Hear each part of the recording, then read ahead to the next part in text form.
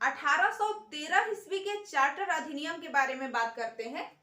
तो 1813 ईस्वी का चार्टर कानून जब आया तो इससे पहले हम देखते हैं 1793 ईस्वी का चार्टर कानून आ चुका था और उसके 20 वर्ष बाद 1813 में ये चार्टर एक्ट आया। इसे चार्टर इसीलिए कहा गया क्योंकि ये रिन्यूअल था, एक तरह से कह सकते हैं कंपनी का, कि ये कानून जो पुराने कानून था उसके जगह पर नया कानून लाया जाता था। तो ये 20 वर्ष बाद हमेशा आएगा।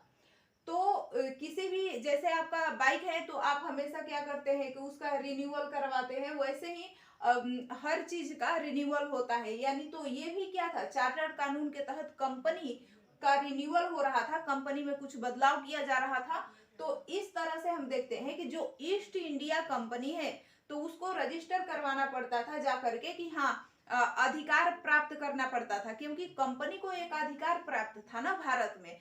तो कंपनी के उस एकाधिकार को बढ़ाया जाता था इस एक्ट के द्वारा। जैसे अब 1793 में कहा गया कि 20 वर्ष के लिए और कंपनी के एकाधिकार को बढ़ा दिया जाता है कि 20 वर्षों तक कंपनी के एकाधिकार बना रहेगा।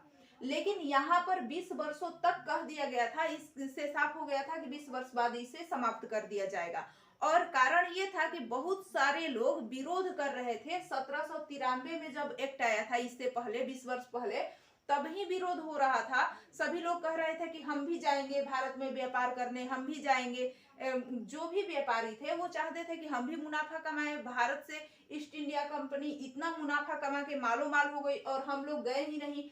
तो सरकार पर दबाव बनाए रहे थे वो लोग, सारे व्यापारी संगठन मिल करके, कि हमें अधिकार मांगना चाहिए सरकार से भारत जाने के लिए। तो इसको देखते हुए सरकार पर भी दबाव था, उसे तो सबसे चुनाव में वोट लेना है। तो इस तरह से उन्होंने क्या किया, सरकार ने, कि कहा कि 20 वर्ष बाद इसके एकाधिकार को हम समाप्त कर देंगे। लेकिन उसे कंपनी को भी तो खुश रखना था, इसलिए ये 1813 में एकाधिकार को तो समाप्त कर दिया गया। मतलब ईस्ट इंडिया कंपनी के एकाधिकार को तो समाप्त किया गया, लेकिन अभी चाय के व्यापार जो काफी महत्वपूर्ण था और भारत से चाय के व्यापार से इन्हें बहुत लाभ होता था, तो कंपनी ने कहा कि हम चाय के व्यापार में एकाधिकार रखेंगे। सरकार ने कहा ठीक है। चाय और चीन के साथ व्यापार इन्होंने नहीं छोड़ा, क्योंकि कंपनी को बहुत लाभ होता था चीन के साथ व्यापार से। तो आप याद रखेंगे कि चाय के साथ व्यापार और चीन के साथ व्यापार में इन्हें एकाधिकार प्राप्त रहा कि यहाँ कोई लोग नहीं जाएगा चीन में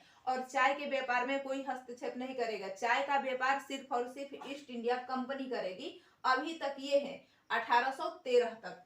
इसके बाद में अब क्या हुआ कि इस कानून ने भारत में कंपनी शासित क्षेत्र पर ब्रिटेन के राजा के प्रभुत्व को प्रकट किया कि कंपनी शासित क्षेत्र पर कंपनी का प्रभुत्व नहीं है, बल्कि ब्रिटेन के राजा का प्रभुत्व है। क्योंकि कंपनी के यदि ब्रिटेन के राजा एकाधिकार समाप्त कर सकता है, मतलब एक दिन, किसी न किसी दिन, वह पूरे कंपनी को भी समाप्त करके और ब्रिटेन के राजा ही यहाँ पर जितने कंपनी के अधीन क्षेत्र है उस पर शासन करने लगेगी। ये बात थोड़ा थोड़ा समझ में आने लगा था भारतीयों को। तो इस कानून ने भारत में कंपनी के क्षेत्रों पर अब ब्रिटेन के राजा के प्रभुत्व को प्रकट और स्थापित किया कि कंपनी के ही अधिकार नहीं है इन क्षेत्रों पर, बल्कि ब्रिटेन के राजा का कंपनी के जरिए, कंपनी के नाम पर ब्रिटेन के राजा प्रभुत्व कर रही है, अपना प्रभुत्व स्थापित कर रही है। और वैसे वर्ड का प्रयोग किया गया इसमें, कहा गया कि जो क्षेत्र है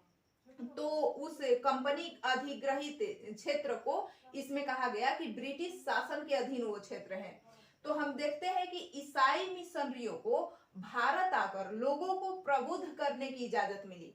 अब ये गलत सोच थी इन लोगों की कि भारतीय लोग अनपढ़ हैं और ईसाई मिशनरियों को भी जाने की छूट दी जाए, ताकि वो जा करके यहाँ के लोगों को प्रबुद्ध बनाए, ताकि ये भी शिक्षित बन सके। तो यहाँ पर इन्हें ज्ञान देने के लिए भेजा गया ईसाई मिशनरियों को। तो ईसाई मिशनरियों को आने की आज्ञा कब मिली?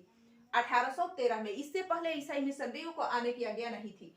अब हम देखते हैं कि भारत के, अब मतलब ब्रिटिश इलाकों में, मतलब भारत के जो ब्रिटिश इलाके, कहने का मतलब कि जहां पर कंपनी का अधिकार है, तो ब्रिटिश इलाके में कुछ बंदिशों के साथ पश्चिमी शिक्षा के प्रचार प्रसार की व्यवस्था की गई, कि कुछ बंदिशें लगाई गई और कहा गया कि पश्चिमी शिक्षा के प्रचार प्रसार किया जा सकता है, मतलब जो विज्ञान है, कला है, जो वहां पढ़ाया जाता है वो, और अंग्रेजी शिक्षा दी जा सकती है, लेकिन ब्रिटिश इलाके में ही, नहीं तो ज्यादा हस्तक्षेप करने पर क्या था, विरोध भी हो सकता था। इसलिए कहा गया कुछ बंदिश भी जरूरी है। लेकिन पश्चिमी शिक्षा की शुरुआत हो गई भारत में कब, 1813 में ईसाई मिशनरी आए उसके बाद में। अब भारत के स्थानीय सरकारों को व्यक्तियों पर कर लगाने के लिए अधिग्रहित किया गया। यहाँ पर भारत में जो स्थानीय सरकारें थी, तो स्थानीय सरकारों को कहा गया कि वो भारत में क्या कर सकते हैं, टैक्स लगा सकते हैं। कौन लगाएंगे, स्थानीय सरकार।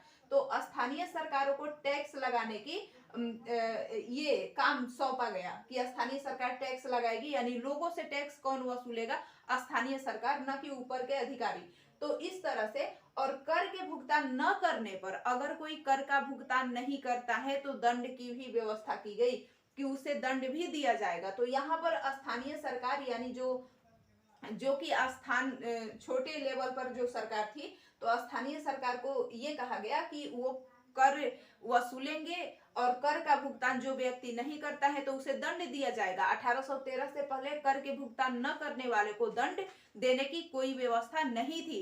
तो दंड देने की व्यवस्था कब की गई, आपको याद रखना है, 1813 ईस्वी में। तो 1813 ईस्वी के चार्टर एक्ट में क्या क्या किया गया, कंपनी के व्यापारिक एकाधिकार को समाप्त, लेकिन चीन और चाय के साथ व्यापारिक एकाधिकार बना रहेगा। दूसरी बात क्या कही गई, कि ब्रिटिश प्रभुत्व को देखा गया कि जितने कंपनी के क्षेत्र है उसे ब्रिटिश प्रभुत्व के क्षेत्र कहा जा रहा है। और ईसाई मिशनरी को भारत आकर लोगों को प्रबुद्ध करने के लिए कहा गया, यानी ईसाई मिशनरियों को आने की इजाजत मिल गई। अब भारत के ब्रिटिश इलाकों में अंग्रेजी शिक्षा का प्रचार प्रसार या पश्चिमी शिक्षा का प्रचार प्रसार, और भारत के स्थानीय सरकार को कर लगाने की का अधिकार दिया गया, टैक्स वसूलने का अधिकार, और टैक्स जो भुगतान नहीं करेगा तो उस पर क्या किया जाएगा, दंड की व्यवस्था उसके लिए की गई।